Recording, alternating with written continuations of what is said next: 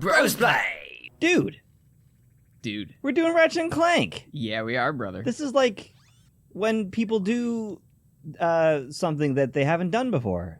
What? What the fuck? What kind of What? cheating have you been doing? 8/25, 2010? 2006, 2007? Oh, this is another account. This is some... Oh my god. Oh, you bought this card? I bought the card.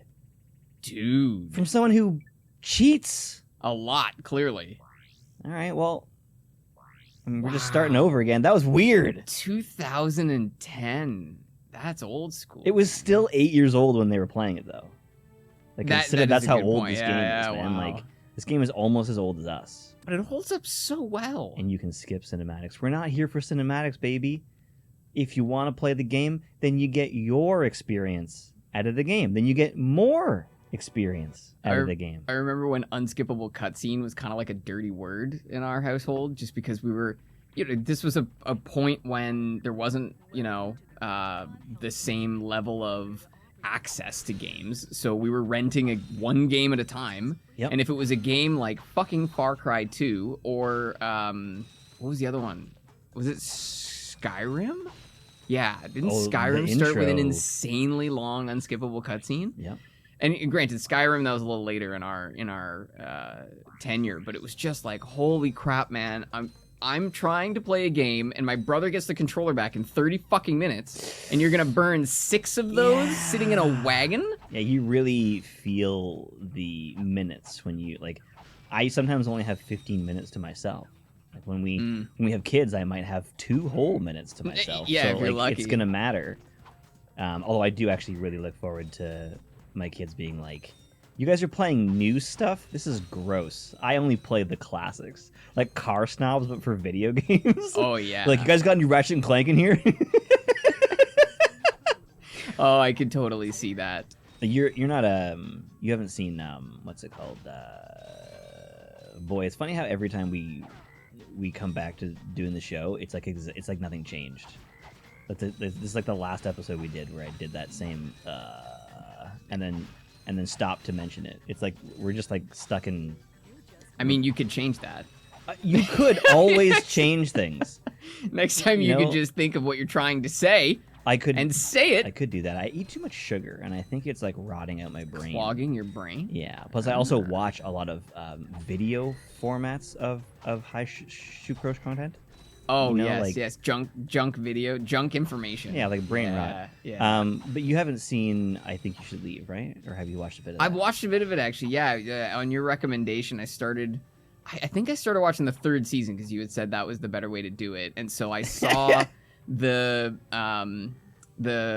hot dog car that drives through the wall of the building and he's like, I don't know what you guys are looking at. Like, this could have been anybody. Yeah. And then he's like, but you're the only one dressed as a banana. And he goes, no, that guy's dressed as a banana because he had like the right suit color on. Yeah, hot dog. But yeah, hot dog. Yeah. So look at this craziness. Instead of stopping me or giving me the bomb glove, I already had it. Oh, you started? I was wondering why you had bombs out of nowhere. You start with the bomb glove. Oh, that's pretty cool. And then they tell you how to use the bomb glove, but then they give you a situation where it makes sense to use the bomb glove, but you don't have to use the bomb glove. Well, especially because the robots can't get you from this range, so it's perfect. Right, but they don't force you into it. I could just go around and whack them and not. But anyway, I brought up I Think You Should Leave because of the saxophone or the smooth jazz. What is he? He's like a snob for it, and so they're doing charades, and everyone's putting normal things in there, like Brad Pitt, and his is just like Smoogly Boogly, the guy who like popularized the alto sax. And they're like, I don't know. How am I supposed to charades this? Like, who is that? And he's like, he had the fancy lips, and and they're like, what are you talking about? And he's looking through they first introduce his character. He's looking through her records, and he's like, it's kind of meat and potatoes in here. And she's like, thanks. He's like, it's not a good thing. Yeah. But that's Tim Heidecker. He's I think I might have said his last name wrong, but Heidecker maybe. He's of Tim and Eric. I'm not familiar with one of the most classic sketch shows of all time.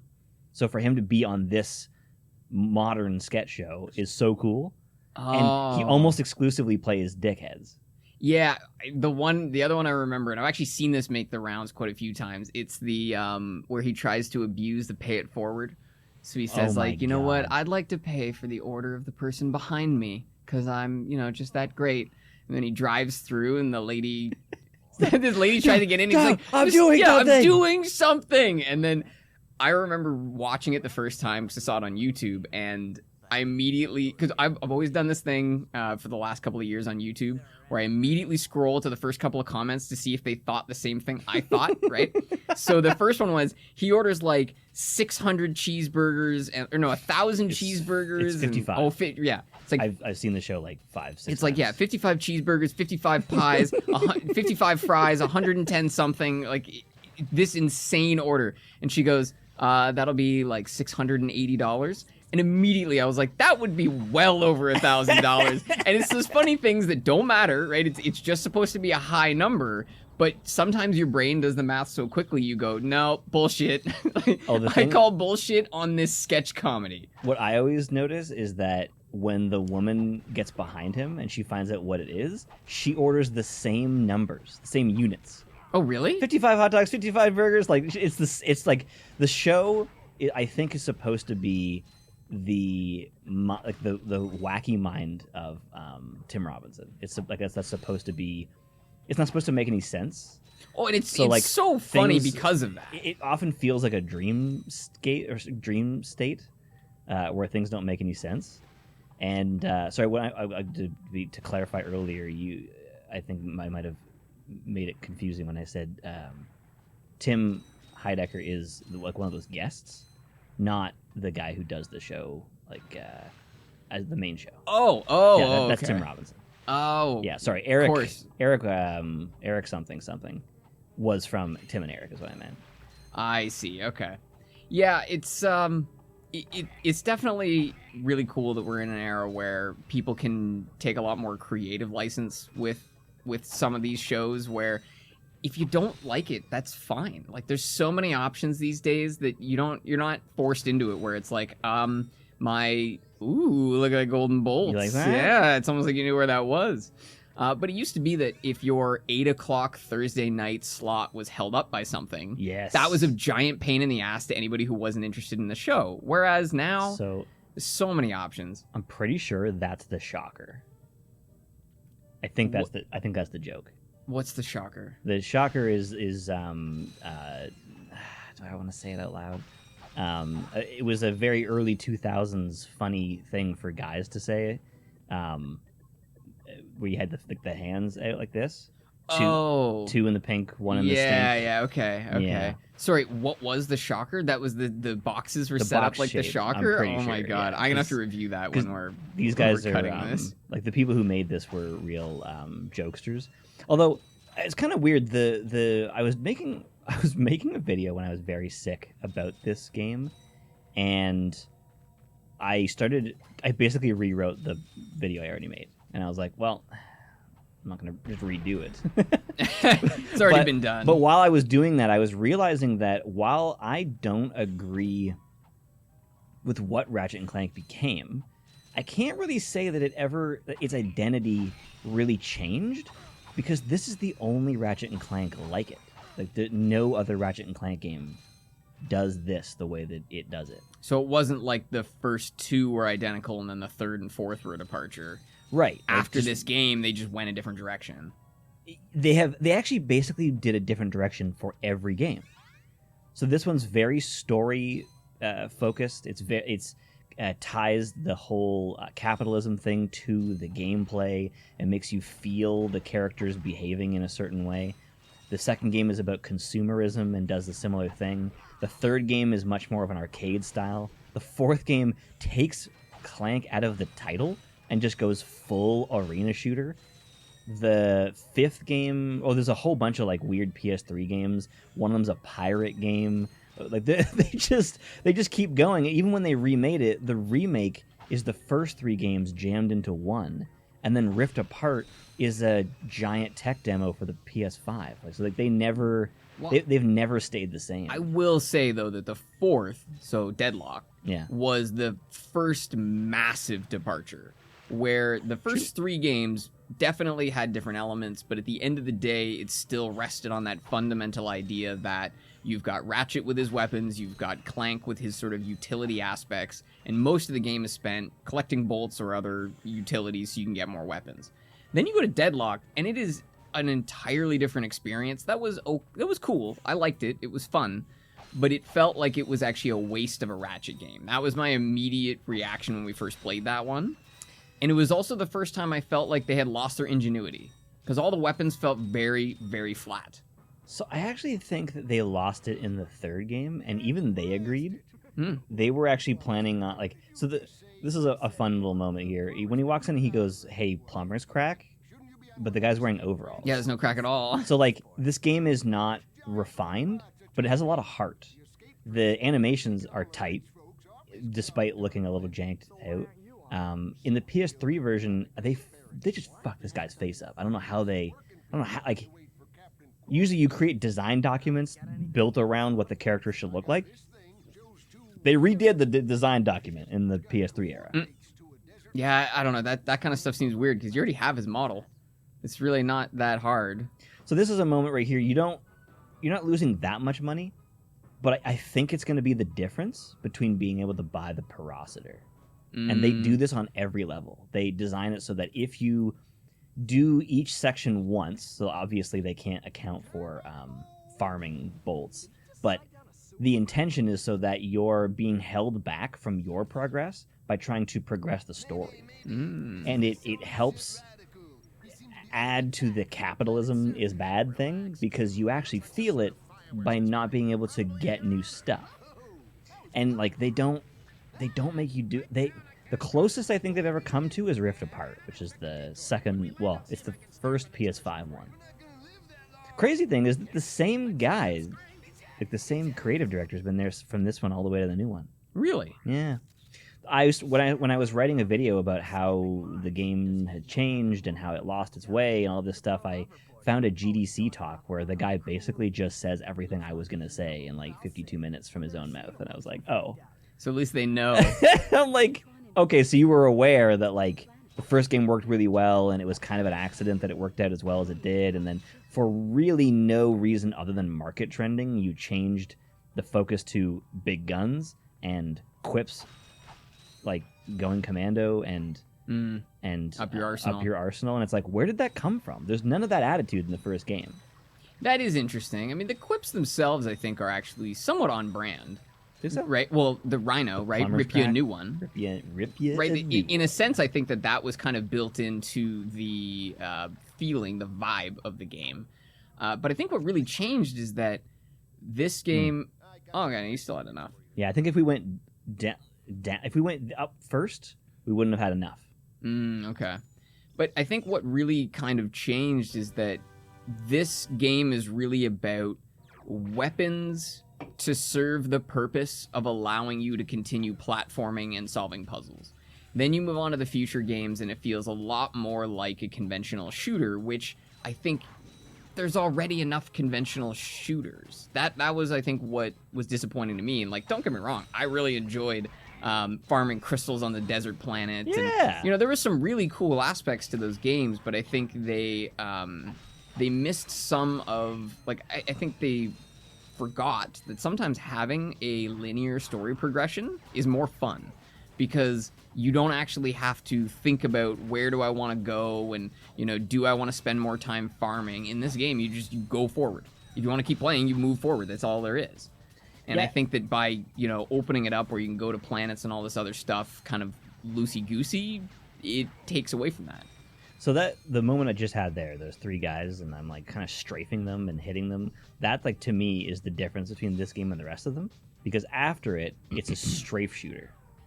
So like I had to like do a technique to do that, whereas in the next games I would just hold a button and just move back left and right and just shoot them, and it wouldn't really matter.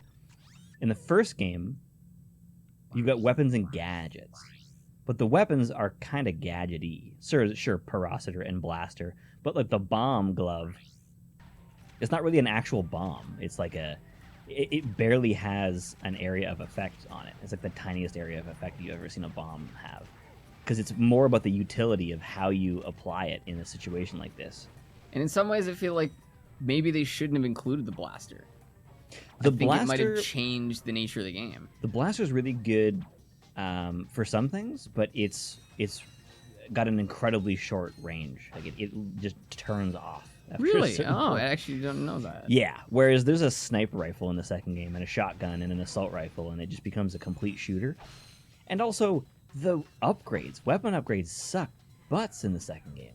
It actually changes the weapon. Like it's a new thing. It functions differently. It's not a better version of a blaster. It's an assault rifle. Yeah. Nothing bothered me more than, I don't remember if it was a third game or Deadlocked, but in one of the games, the Rhino starts out as this weapon where you fire once, it shoots about 24 projectiles that all find enemies and kill them. It's wonderful. It's like using a Joker card in asshole. It just wipes the field. And that was really awesome. I thought it was a unique way to use the weapon, but then when you get it to max level, instead it shoots all 24 of those projectiles. They go up into the air, coalesce in a ball, and then explode outwards, shooting enemies. So it feels more like Ratchet or Jak 3, where you have that helical blaster. Oh, yeah. And that really disappointed me because, first of all, it takes longer. It takes at least twice as long, if not 3 times as long. And so now enemies are blasting you while you're waiting for your gun to do what it used to do before you upgraded it, right? And then on top of that, it's also less satisfying because you're not shooting them. They are being shot by some sort of glowing orb that your gun created. Yeah. Right? I spent money to be less happy with my gun. I forget what the second game did. There was one of the weapons where I was like, this is a different weapon now. Like, it doesn't do what it used to do. Like, it's not really an upgrade. It's kind of like in Destroy All Humans, when you add an extra ball to the incinerator, it incinerates the PlayStation 2's graphics card and reduces the frame rate by half, and then you add another one and it almost tanks the game. It's so ridiculous. Especially because they knew the requirements back then. Like, and you can't go back. You can't be like, can I just use the downgraded? Nope. So then I would just play that game with unupgraded weapons to avoid that problem. And like, there's no real excuse for it because other games that came up before and after it didn't do that. Oh, yeah. It's like a lot of this is preventable. Like Jak 3 was on the PS2, and it increased its weapon effectiveness without destroying the frame rate. Yeah, as far as I remember. Jak 3, though, really, in my opinion, is one of the greatest shooters of all time because of the modular weapon system, right? Jak 2, unreal game. Love Jak 2. Super well made. Lots of really cool tropes and utilities that come out in it, like the hoverboard racing and all this other stuff. But in Jak 3, to say, okay, instead of a blaster, a shotgun, a peacemaker, and the Fury. The Fury, yeah, basically a what do they call that? An RPD. But instead of, or a saw, yeah. Yeah, it's like a heavy, or it's like a light machine gun. But it's like a Gatling gun because it has to spin up. That's true. Right? It's got to spin up, yeah. So instead of that, let's go a different direction, and let's say each one of those has sub-weapons. The only one that they screwed up on, in my opinion, was the blaster.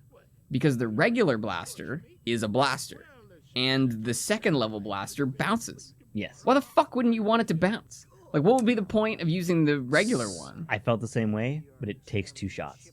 Does it actually take 2? That's the balance of that one. Oh, I didn't realize that. I remember. I guess maybe ammo is so plentiful that it never mattered?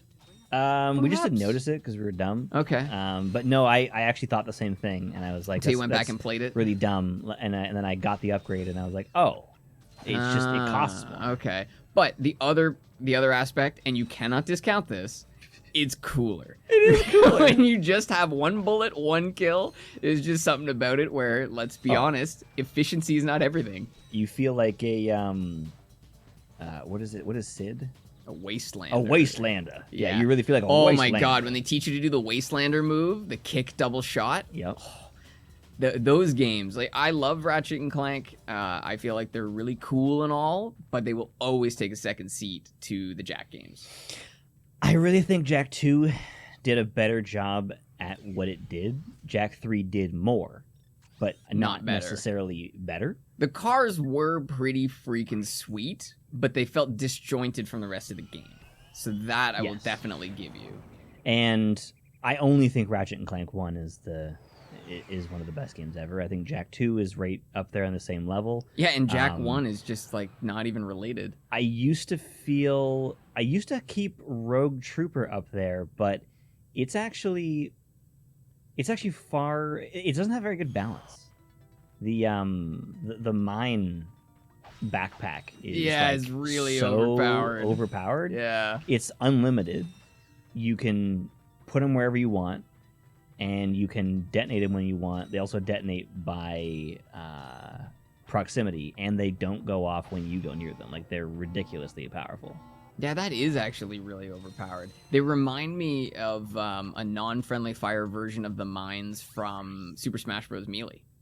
Oh, wow. Right? Because there's just these little sticky things that are like hard to see on the ground. Someone walks over them, they blow up. But oh yeah, they're so hard to see. So hard to see. I love those things. Even though I'm a bit of a purist and I tend not to play with items because they throw off the balance. Yeah, I'm a purist when it comes to Age of Empires. I only want to play it 1v1 skirmish. That's it. I don't want to play any any of these like four player game. Yeah, I always see people online. They're like, I need to get better at teams. I'm like, just don't play teams. You don't have to play teams. Well, teams is actually more interesting to me than 4 individual factions. True. Because the problem I have with 4 individual factions is that you get this like weird asymmetry where if 2 of the factions just happen to come across one and just kind of plow that guy down, the other guy now has this massive advantage from being left alone while everybody else is battling. So I think that's why people like it, though. I suppose so. Because of the asymmetry. And I guess you're welcome to like that, but you're also welcome to be wrong. You are welcome. Yeah. However you want to look at it. You know what? I will permit you to be wrong in that. So I've noticed something that I've never seen before, just playing this level. Also, those little weapon celebrations when you buy them, like, pretty sweet. They stopped doing that. In the later games? Yeah, in the second game. Yeah. But over here, you can see Al's RoboShack, and I've never once noticed that before. And I think they really wanted you to notice it. You can see it off in the distance? No, it's quite obvious, like right here. See it right here? Nice. I think the intention was for you to want to go down there, but it's not that clear that I'm going that direction. Not at all. I'm just following the level. And we can also actually come back for the secret right here. Oh, because we need the Clank jump? Yeah. In Mario, that'd be no problem, because you would just do a wall jump and a... In Mario... I wish I had something clever to say, but I don't know. At least Ratchet isn't doing this for a woman who's just not gonna plow. Well, in my defense, my favorite Mario game is Sunshine, in which he's doing it to stay out of prison. My favorite is it has nothing to do with Peach. 64. And that is also a very good one. I just don't have as much familiarity with it. I also find it a little jankier, because you have to play it on a jankier controller. Well, you can play... I have it on... I emulate it through the Wii U. Oh. So it's a much easier... So you can play with a GameCube controller? I've never actually connected a GameCube controller to my Wii U. That would be sweet, though. Look at that! It's the mines. Oh, yeah. It's the mines from Smash Bros.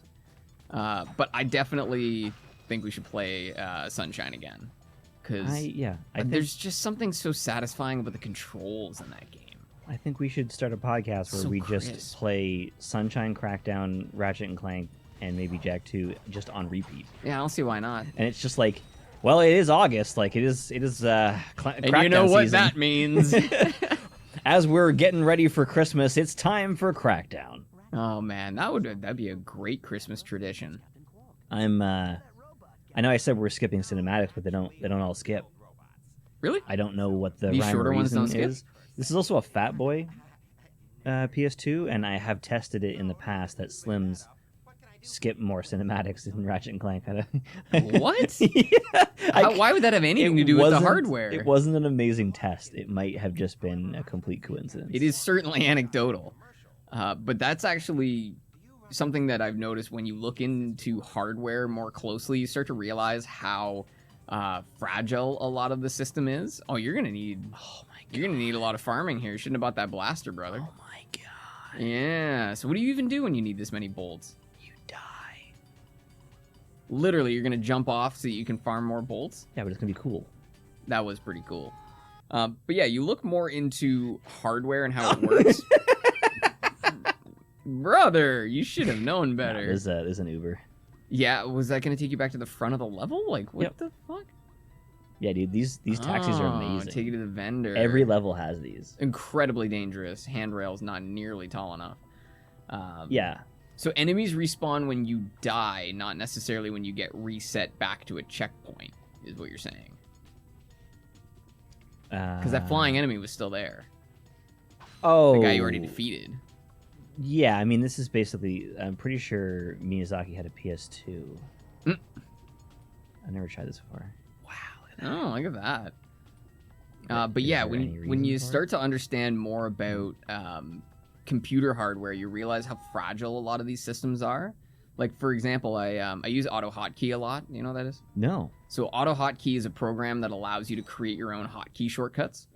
So I use this a lot at work, where I have a shortcut that automatically adds the date to the start of a file. So all I have to do is hit a button, Oh, puts the date in, done. That way I don't have to, like, manually rename them. cool. I have a shortcut that takes out spaces. I have a shortcut that puts, like, a tag on it so I know I've reviewed it, all this kind of stuff. And so Auto Hotkey is a very useful way to do things. And I was like, oh, okay, now I want to map stuff to my function key, right, on your keyboard. Right. Turns out the function key is not a key that your computer actually understands. Instead, if you hit, function, whatever button would be for, like, changing from extended screen to duplicated screen, Okay. it actually sends to the computer the other key shortcut, like using other keys on the keyboard, that would make that happen. So any function, whatever, function brightness, function volume, all that stuff, there are other keyboard shortcuts that'll do the same thing. It just takes more buttons. Oh. So your keyboard is saying, oh, okay, he wants function brightness up, which is actually Control-Alt up arrow or whatever. Oh, interesting. So your computer never actually sees the function button being pushed. It assumes you've pushed all of the keys required to make that happen, which is very efficient, but also kind of a bummer when you want to map, the function key to do stuff. And then I'm building a program where I wanted a scrollable section.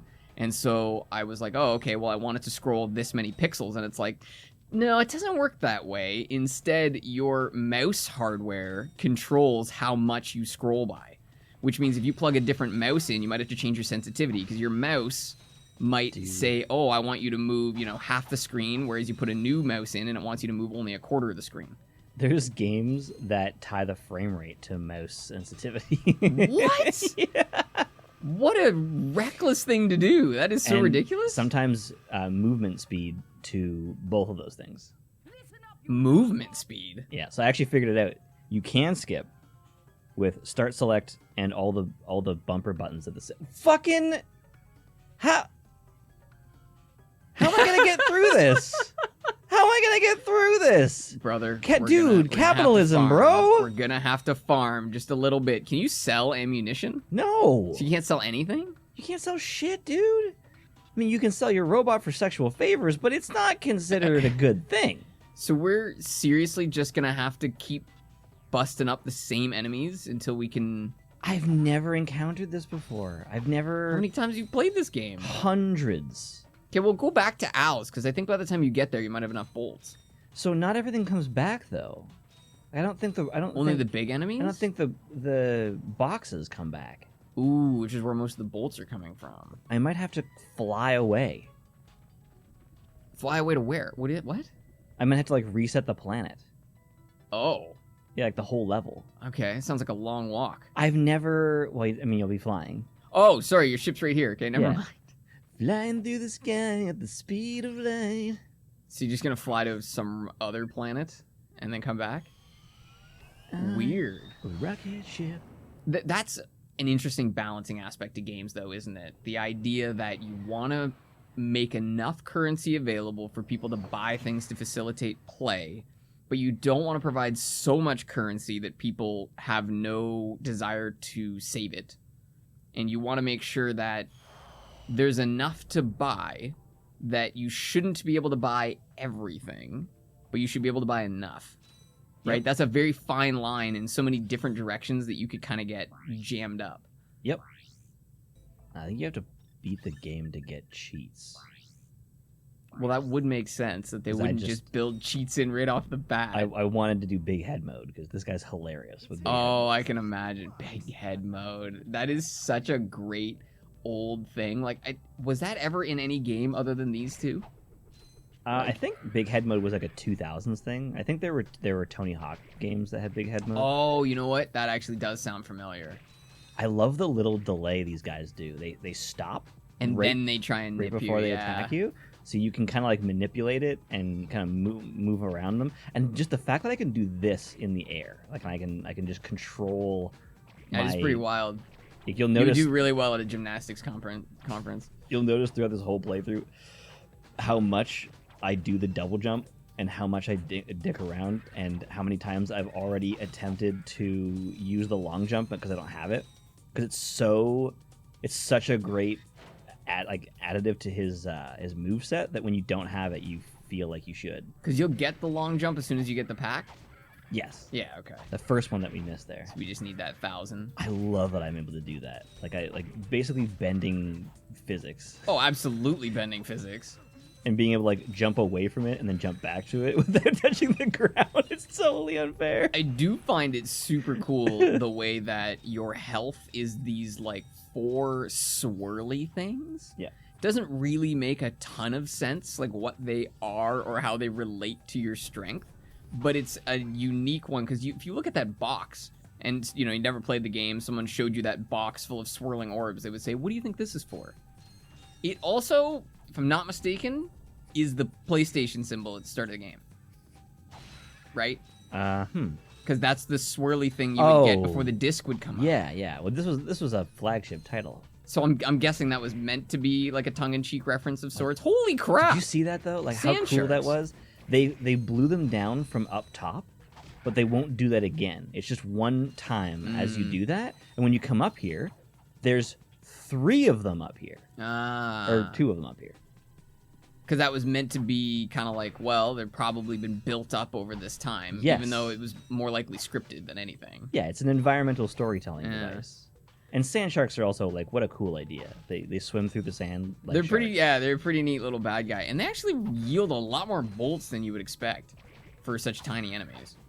I've never analyzed that, although I just found a cool YouTube channel called Any Austin, and he analyzes the weirdest angles of video games, like what is the unemployment rate in Skyrim, or do the Grand Theft Auto 4 telephone poles and electrical poles actually connect to things and make sense? It's a very strange analysis that he does. Yeah. So I would love to suggest, like, hey, can you do like a breakdown of the Ratchet and Clank economy according to how bolts fall out of people? Because that's actually an interesting one. Like, I personally I'm usually more interested in when somebody wants to dig into how the game functions. So, like, if somebody were to say, in Skyrim, what are the most economical houses to rob? Like, the houses that have this on their front doorstep are usually worth 20% more than this. What does it mean to me? Exactly. So that's usually where I come at it from, rather than, like, I totally see the sort of quirkiness in, like, oh, okay, well, what does the economy look like in this magical medieval world? But I do love people that get way too into, like, oh, so I spent 400 hours playing this game and analyzed how many bolts came out of every single enemy so I could figure out the most efficient path. You got a hoverboard. Oh, man, more similarities to Jack. Guys trying to make me lose out on my my bolts down here. Did you know that the company who made God of War, who continues to make God of War, Santa Monica Studio, was at one point the neighbor of Naughty Dog while they were working on Ratchet, on the very first Jack game? Really? Yeah. Oh, that's super cool. I think that game took a lot of time. The first Jack game? I recall that taking a lot longer than it might have should have taken. Oddly enough, I feel like Jack and Daxter would have been harder to make than Jack 2 in some ways, because there was so many more environments. Jack 2 had the benefit of reusing the city a lot. Yes, right? You definitely drive across that thing a lot. But they also made the city feel so immersive that it wasn't weird. Yes. I've always felt like going through the city gave you this really interesting vibe that was a lot like the opening of Half-Life 2. You know, the pick up this can scene. It was always kind of dystopian and creepy, and it made you feel like you're in a place that you're not safe. You just you weren't. like instantly made me want to play that game.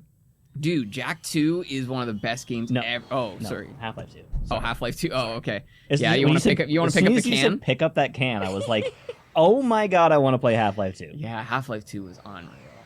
It was Well, maybe it's like that'd be like an idea for a video that's like weirdly iconic moments. Like if you were to write that on the whiteboard at Valve and be like, okay, so hear me out. We're gonna build a game around this scene. Pick up this can is like, you know, we want the player to get into our physics engine. You know, we got lots of like physics-based puzzles, and we're gonna introduce the idea to them by basically asking them to rebel immediately, but we're gonna tell them not to do it, which means everyone's gonna do it. They're gonna do it. Well, I would honestly love this somebody to go through all of our videos and try to tally up how many times we've referenced that. Pick up this can. Pick up this can. Like, I honestly think that is probably almost as many times as we. Well, no, okay. I was gonna say in our early days we had a running commentary joke. Yes. That was probably thousands of iterations, but I think pick up this can may have been referenced more than almost anything else on this channel because it's such an iconic moment. I would settle for someone to just go through all our videos. Oh yeah. Well, I guess we could call for that too. That would be great. Go watch. Watch now. Subscribe now. You've talked about how this game is like just a sort of scathing review of capitalism. Yes. And I had a weird experience with, the capitalist system over the last couple of weeks here. Nice. I decided I wanted a credit card just to put all of my like ongoing subscriptions on. So, Spotify, Netflix, that kind of stuff. Just that way it's separated from all my like day-to-day spending. Just makes it easier. And so I go and there's this like online only bank that you can go to. And so I figured, okay, well that, because it's just a credit card, that actually seems like a good idea. Went online, signed up, put in the information, and it didn't ask me what I wanted the capacity to be, what I wanted the credit limit to be. So I just gave it my info, and it goes, okay, here's, you've been approved for a credit card. Credit limit, $15,000. What? Yeah, and I'm just sitting there dumbfounded, looking for a section to reduce the capacity, because who needs $15,000? I don't have a yacht or a supercar. I think that's a little ridiculous on one card. And so I called them up and I was like, hey, you guys didn't give me an option. Can you reduce this? And they said, no, you have to wait until you get and activate the card. Then you can reduce the capacity. Asshole design. And it just made me feel like this is why we have such a problem, because they don't ask people, hey, how much credit do you want? And you tell them, oh, I want 15,000. And they say, how about you call us and we talk to you first? Because we're not just going to give you $15,000. It is highly irresponsible. Instead, they're just like, here, have this. If you don't want it, you have to go out of your way to give it up.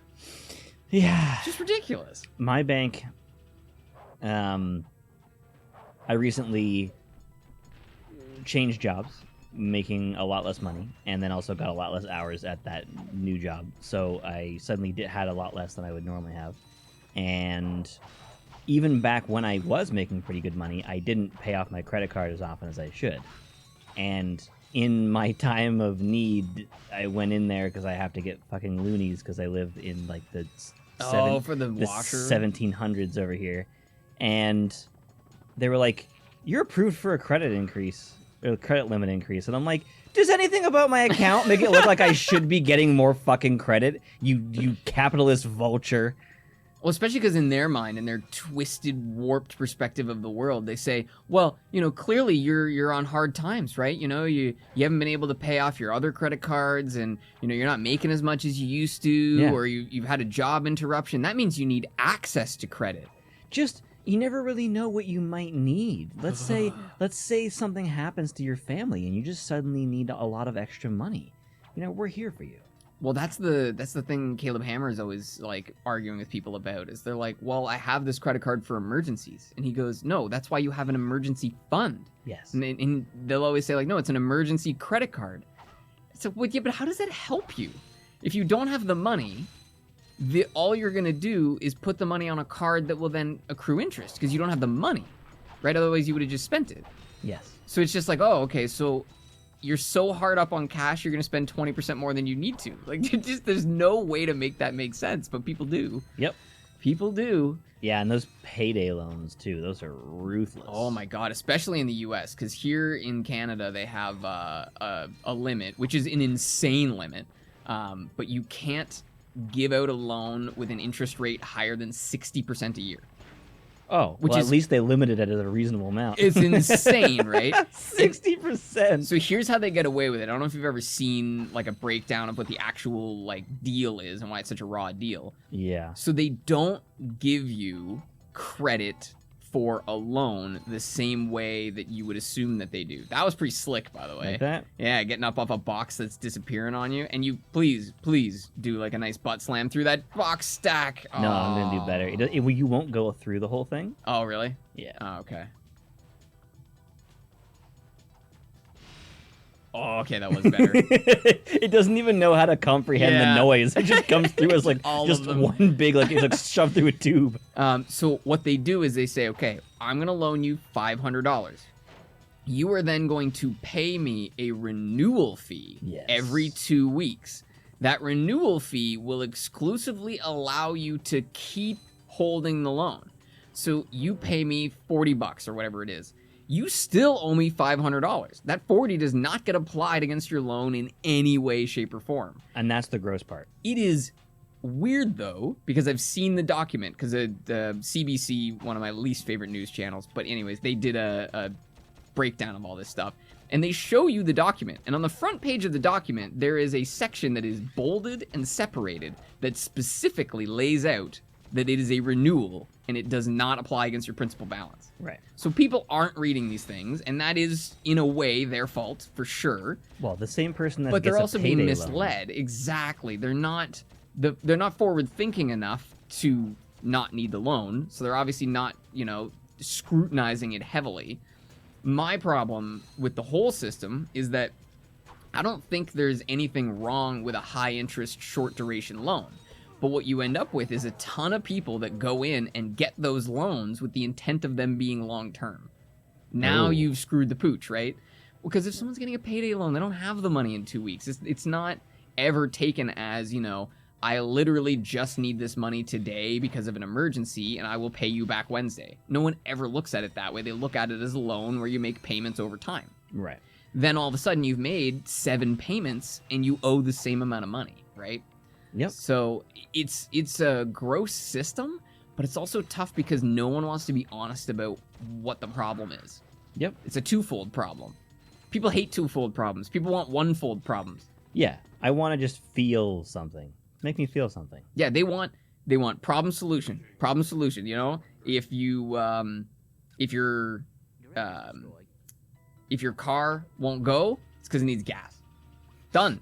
That's it. That's all it could possibly be. If your car won't drive, it needs gas, right? They don't want to be told, like, well, we're going to have to keep it for a couple hours and do some diagnostics because it could be one of 1,000 different things that you need to fix. Yeah. Like, how long is it going to take? Well, it's hard to say. Okay, but, like, can you give me, like, an estimate? Nope. Yeah.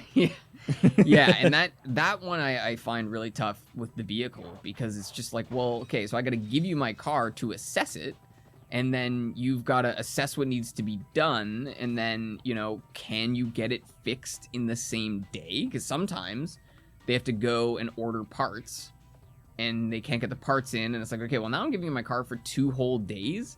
Like, that's a loss in and of itself, right? Mm-hmm. Work and coordination and all that other crap.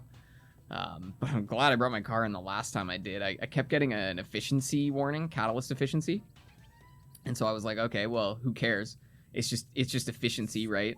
I thought it was just a sensor that might have been going, and so I took it to my mechanic, and he goes, yeah, so the efficiency code was on there, But your like code reader, Whoa! that was close. Your at-home code reader doesn't pick up all the codes that are in the car. Shh. Our producer won't leave us alone. Yeah, the one cat, every time he uses the bathroom, he just runs around letting you know about Telling everybody He's just about like, it. What are you, 14? Yeah, he wants you to clean it. Oh, He's immediately. a very particular cat. Oh, Yeah. wow. It's like, why? It's like, at that point, why not just like put the bag under his butt? Yeah, you should just help him the whole way. But so he told me, yeah, no, it was picking up that code, but there was also another code. We looked into it, and your fuel pump was only being held on by like the frayed, corroding ends of the wires. Whoa. Yeah, so he said if you hit a really bad bump, you could have just lost all power to the fuel pump. And I was like, oh. So then. I'm glad I brought it in for an oil change when I did. I started a new job, and which I mentioned. Wow, I'm bringing that back around. It's a callback. That's a professional move. And so because we were training and there weren't enough seats, they just asked me to drive to site. And so I followed the guy, and I go, hey, you have a pipe hanging out on the bottom of your work vehicle. And we take a look. The entire straight pipe from after the catalytic converter was rusted off and being held on by one bolt at the very end. And not that was like likely to become a serious problem. It could have become a problem on a highway or something.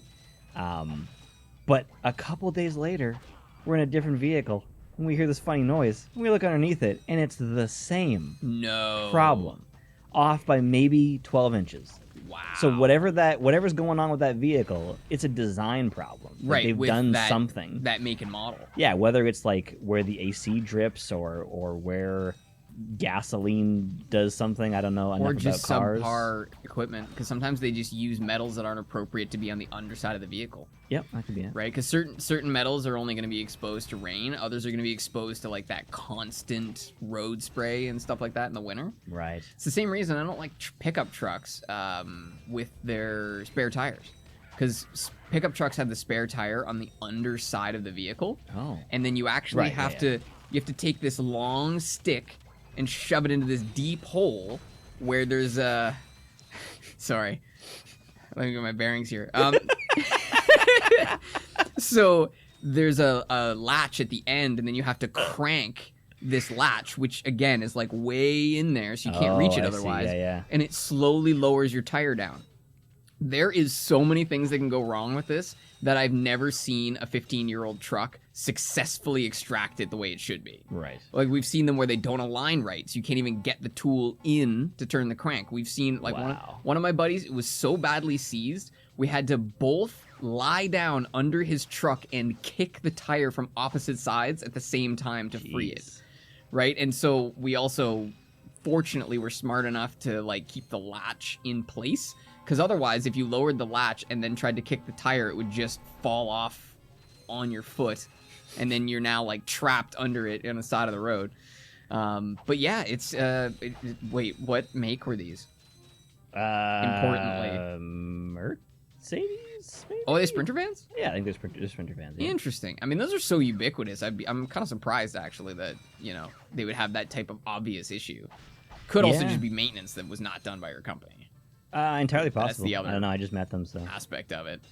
But yeah, certain makes too. Like, I do not feel super comfortable with Korean cars anymore, just because we've had some really bad experiences with Kias and Hyundais. And Kia starts with K, and Korean starts with K. Yes, that, and it is a Korean company that owns both. Oh, what? Yeah, they're sister companies. That's a coincidence? Mm-hmm. I never noticed that swing shot above my head there. Yeah, it's. What's that for? Is that just for jumping off cliffs? That's a good. I don't know. Never seen that before. Oh, that's got to be for a secret that I've never seen before. Look at that. Oh, that's pretty dope. They wouldn't put it there unless there was a secret. Unless it was necessary. That little sort of double entendre that you accidentally did there a couple minutes ago, but the long tube there. So this morning my girlfriend goes, there's a hole in the butt of this dress, and I'm like, there's a butthole? And she's like, no.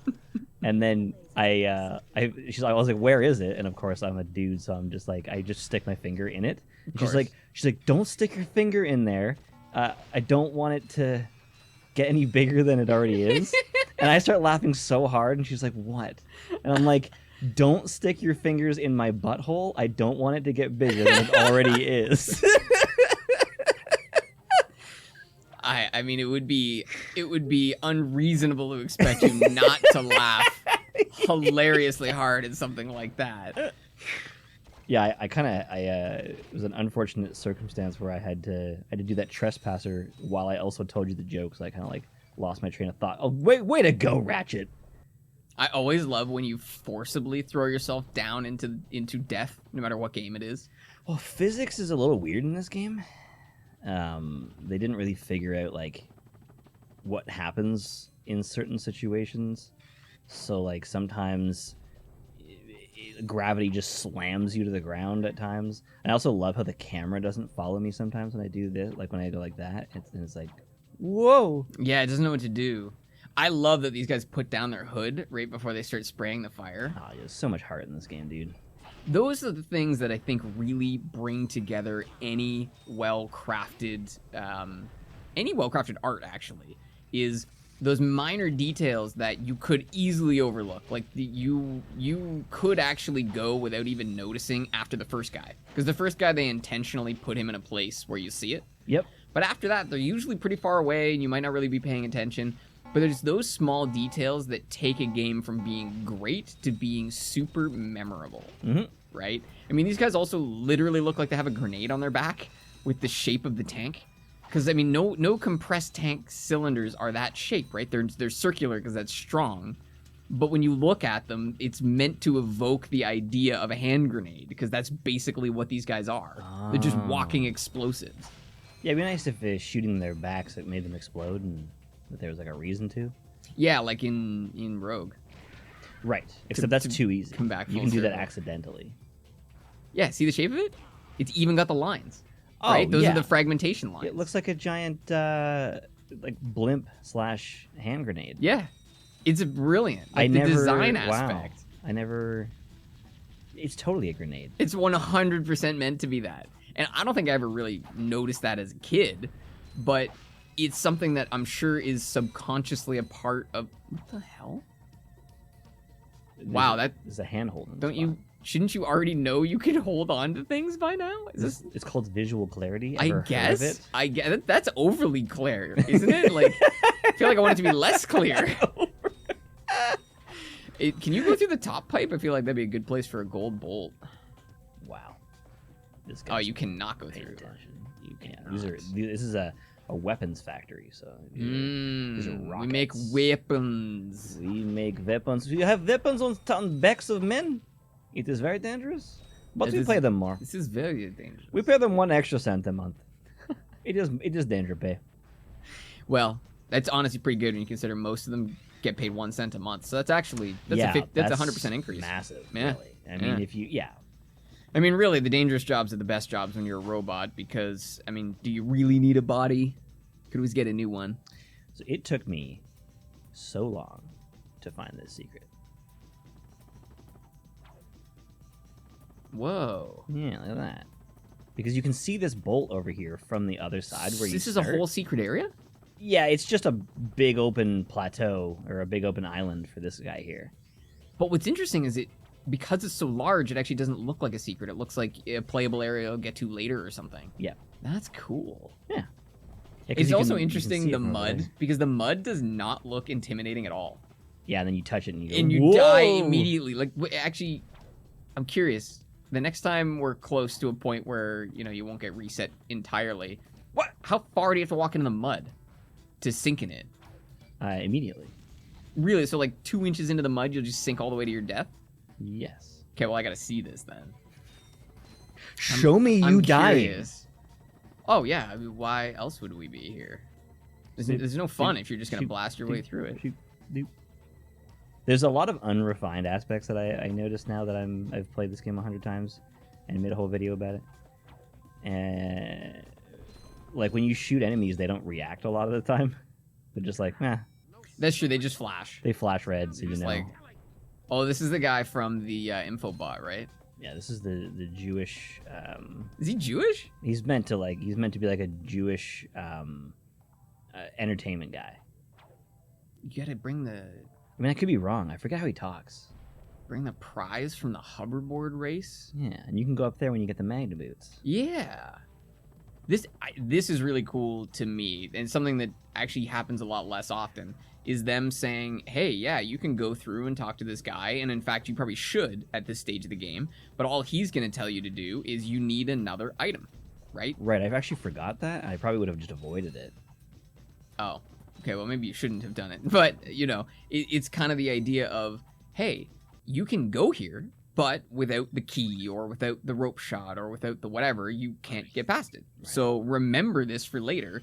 And I actually found when I was a kid, I wish we had taken advantage more of like having a notepad or something to write down, like, oh, this planet lizard guy needs the hoverboard prize.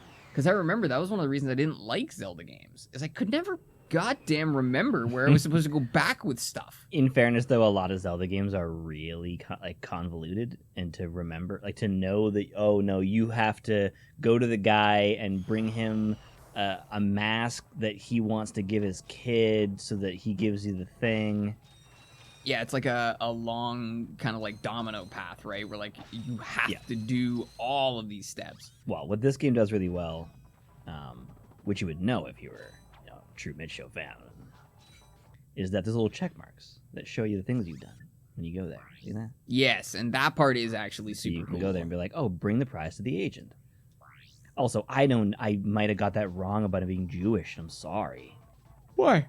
There's nothing wrong with being Jewish.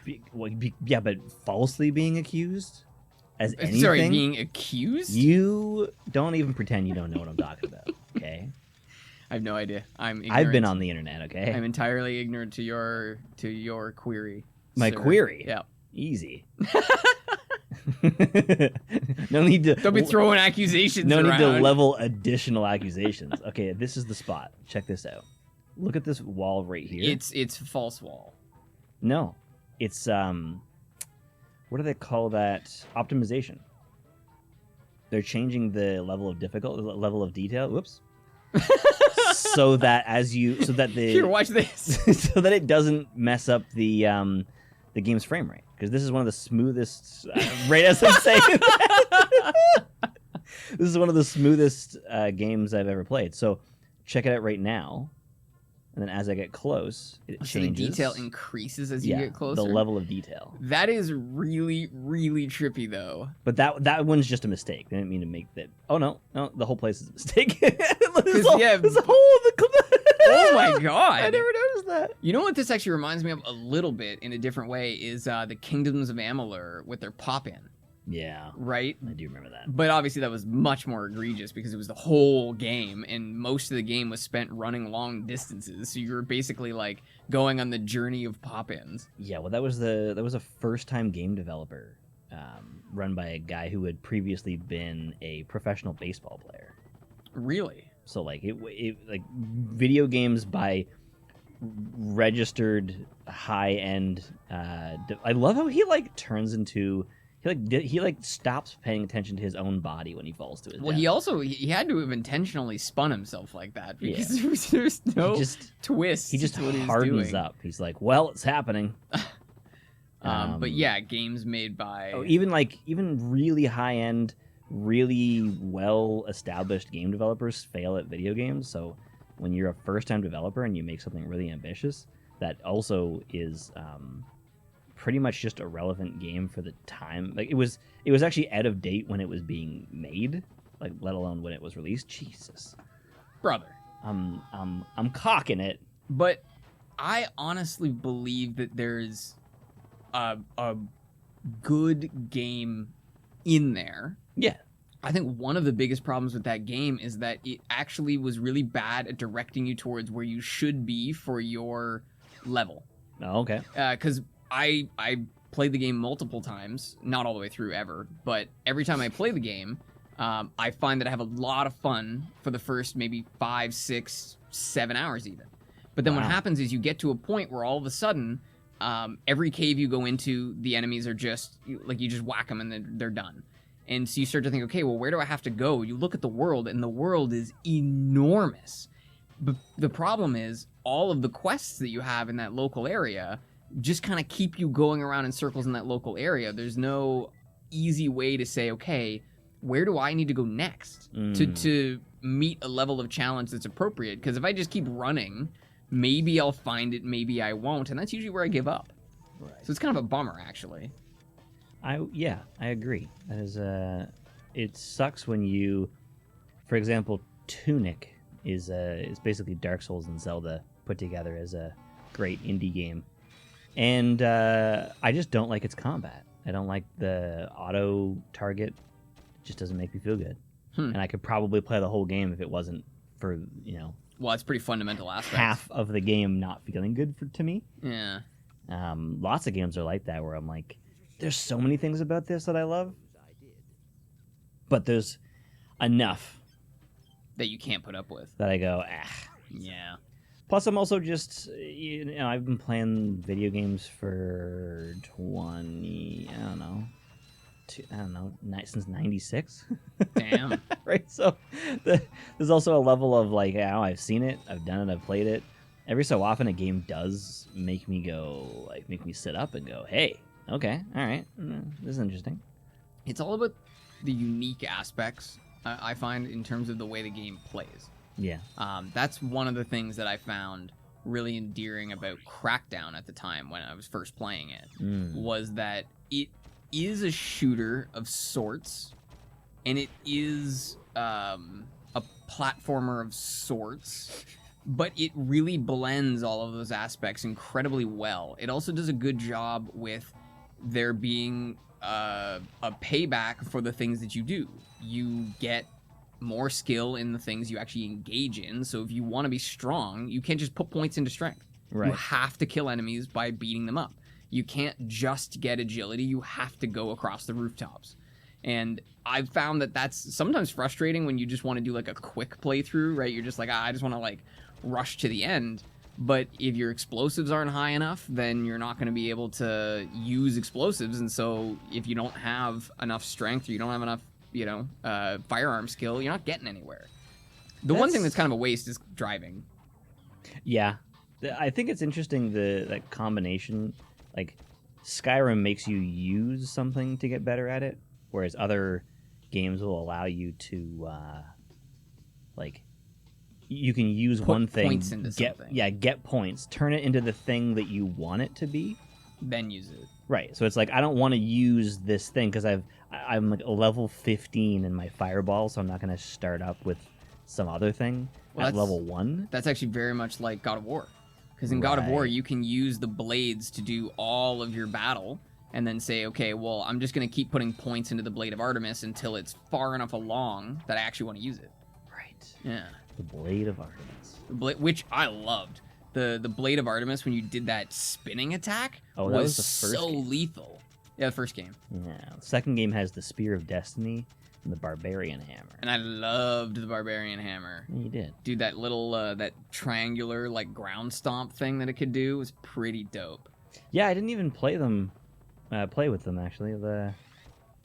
Seriously? Yeah, when I was making the video, yeah. You're a waste. I just wanted to play with the Blades of Athena. I just really enjoy them. Is that what they're and called in that one? They're different in all the games there. Yeah. The Blades of Chaos, the Blades of Athena, the Blades of Olympus, the Blades of accidentally killing your family. Yeah. That is really the most fun way to play the game because there's the most options. Yeah. And the most dexterity that you can get. Like, you really can get super technical. If you're good, you can basically go without getting hit. How's this for technical? I mean, it almost makes sense. You can actually see him pulling the trigger, Yeah. which is incredible. I mean, you can't. Yeah, wow. I also really like how it's got like a Pixar thing going on to it, where it's like this thing is projecting. It's going. It's not an explosion. It's pushing the blaster. It's also hard to tell. Like, yes, it says it's got ammunition, but is that like bullets or is it like a power cell that generates, blasts of energy? Yeah, Yes. Yeah. Fair enough. See, this is what I mean by unrefined. It's like, okay, Oh, there's nothing there? cool. That's not a secret? So it'd be a great secret. No, it's just a corner. Just an empty corner. But that's that actually could also be something they had a plan for that never panned out. 100%. Not that that's any better, but just, Yeah, well, I think that this was accidentally genius, which is a title I got from a video about Pirates of the Caribbean. Pirates of the Caribbean. I love but that video. I don't think that Pirates of the Caribbean was accidentally genius, but I think everything It was intentionally I think genius. quite all of it was intentional. Well, I do think that he's correct that it was accidentally more genius than it was originally going to be. Sure. It was, I think it was kind of like Fight Club, where Yes. if Fight Club had been made by a different director or had been made with actors that had less of a connection to the story, it wouldn't have been the thing that it was. But you're right, that doesn't make it accidental, that just makes it unique, makes it lightning in a bottle, whatever word sums that up. I think this game is accidental because they never did it again. Okay, yeah, I and there was see also that. an extremely small group of people making this game. Like I forget how many people there were, but it's a handful. Yeah. And like 11 people wrote it, but none of them were the writer. It was just a whole bunch of ideas. Everyone just kind of pitched, and they put it together and made a pretty cohesive story. But they didn't have like specifically writers. And they have like 7 voice actors. They just do every voice. It's like this game was like a huge labor of love, and it turned out really good. And they basically never followed the fundamentals of the original game. The foundation basically of the whole franchise was not guns. Guns were, a third of it. It's the level, it's the story, it's the platforming, and the nice balance that you get. Like there's no like aiming mode in this game. I guess there's a precise like look feature, but you're not holding a button to aim more precisely. Right, you just have to watch where the reticle is. Yes, and the reticle is different for all the weapons. You're platforming, punching, and shooting with no changes to the camera or to the feel or even to the momentum of the character. Yeah, it's I see. I do think that sometimes the spiraling around the bolt is a little slow and tedious, like by the time you've done it 100 times. Yeah, but you're watching what's happening, right? Yeah, Like so I think that it redeems itself on that one. Glove of Doom? Did I buy that? No, just you got 1 ammo for it, so that must be Oh. the next thing we can buy. Yeah, it's like 7,600 or something like that. It's a lot. It's a lot of money. There's a skill point you get for shooting enough of these. Interesting. Big red buses? Well, just like anything in the sky. Oh. Just for putting a wrench In their plans. in the plan. Oh. I think it's 5. Well, it's divisible by 20. 5 is not divisible by 20. but It is in I my world. will let it go. Step into my world. The world of horrifying chainsaw creatures. No, maybe not. Maybe not. I forget how skill points work, or even what you use them for. In PS2? Or just in this game? On this. Oh, okay. No, not like League of Legends skill shots. No, I thought you meant like Xbox points, Like I didn't know if there Oh was no, there's an no equivalent version. there's no consistent achievement points. No, I mean like there's a thing called skill points in this game, and I forget where they even show up. I think you have to beat the game to get the extras, and then look And at that's that part of it, like cheats and whatever. cyclical design, bringing me back to the start of the level. Love it. I love the peppering. How you like pepper it the blaster and like and just take every dude out. And how the reticle snaps, but you can't see the reticle until I aim. You don't see it like moving around. But with the bomb glove, It's everywhere. It does. But then when you go to them, it snaps to them still. So it's got that like Nintendo polish. Because like Nintendo's a big fan of like things are slow in Nintendo. To But very refined. But refined, yeah. Like when you shoot something that is not locked on in a Nintendo game, it usually moves slowly or aims slowly to get that smoothness, because it's quite hard to get it when it's all janky and quick. Ooh! Oh, nice. Look at that. That was nice. We're about to get the suck cut. You take out your socket and your socket. This is brilliant.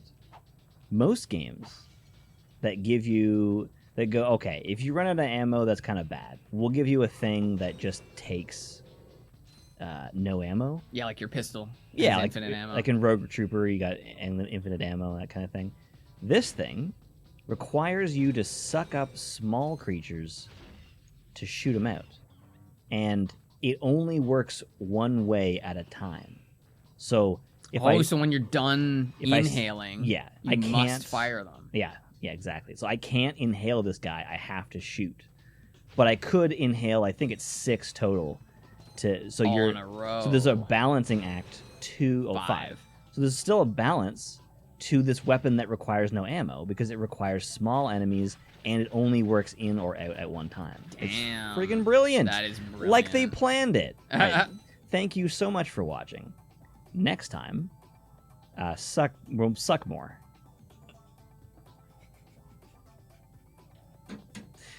More than our usual selves.